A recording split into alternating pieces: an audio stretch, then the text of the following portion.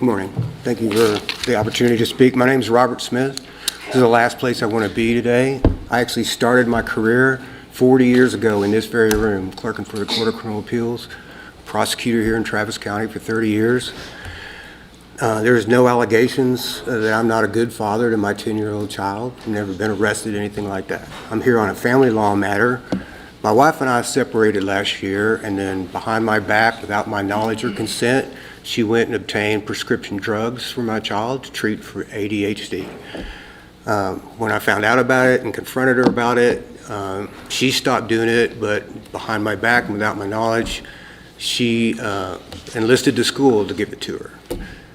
These facts are undisputed that I'm telling you here. So basically, chased that around for the better part of 6 months, trying to get her to stop. She wouldn't tell me who the doctor was, where this prescription came from. So eventually I found out who the provider was, and I went and talked to them and put a stop to the practice. And then my wife was making statements again about medical appointments that she wouldn't tell me anything about. So we went to the courts for help.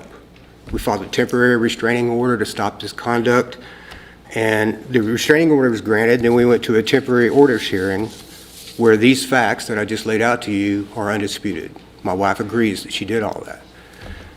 So the law says that a parent of a child has the right to consent to the child's medical, psychiatric, and psychological treatment. That's in the Family Code 151.001A6.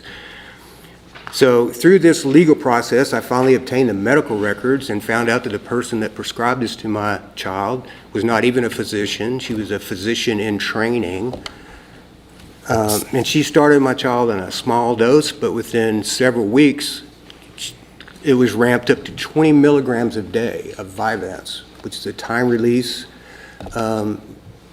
amphetamine similar to Adderall. This is for an 80-pound child in the 3rd grade, 20 milligrams a day. It's ridiculous. So after this hearing on temporary orders, the judge ruled that my wife would be granted the exclusive right to consent to psychiatric and psychological treatment of this child, and that I am ordered to comply with this prescription. This ruling is not supported by law. It's not supported by facts. It's arbitrary. It's an abuse of discretion. It constitutes medical coercion, totally unnecessary. What did I do? Why am I forfeiting my right to even know about this or consent to it or participate in this treatment plan with the provider?